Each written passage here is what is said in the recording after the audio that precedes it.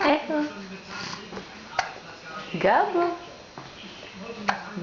А кой хълца бе, пиле? Ма не стига, че играчки имаш, ама и хълцаш. Здравей, че златно. Здравей. Какво правиш? О, хълца ми, да. Да, много лошо така, значи. Так му реши да си играеш и за да хълцаш. Така ли, злато мое? Я кажи, гу-гу-гу. Така, гу-гу-гу. Така ли се усмихваш ти, бе? Ама какво е тази плюнка тук, дай да мам. Да, точно така, и аз така мисля. Лоша работа е това, хълца ми. Ма няма как. Я ми виж къде съм аз.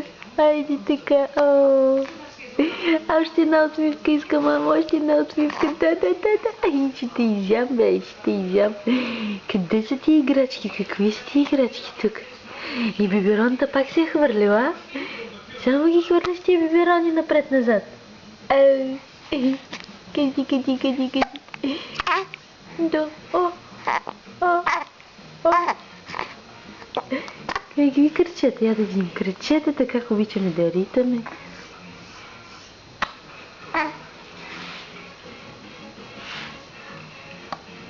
Ох, дай крачка, дай да видим.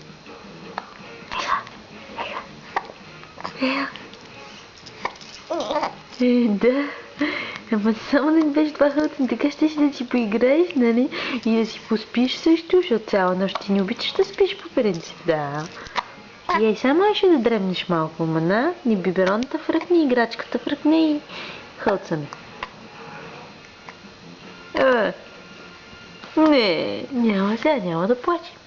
Я кажи здравей на всички. Здравей. Еха, здравейте. Чакай да видим. Може пък биберонката да искаш да пъче, да. Викаш, мръзна ми, бе, мамо, мръзна ми. Дай, така. Не искаш. Я да видим пак.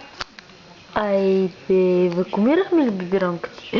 И вакуумирахме ли биберонката, злато мое? Ох, такъв ужас и тая хълцавица. Хайде, кажи чао.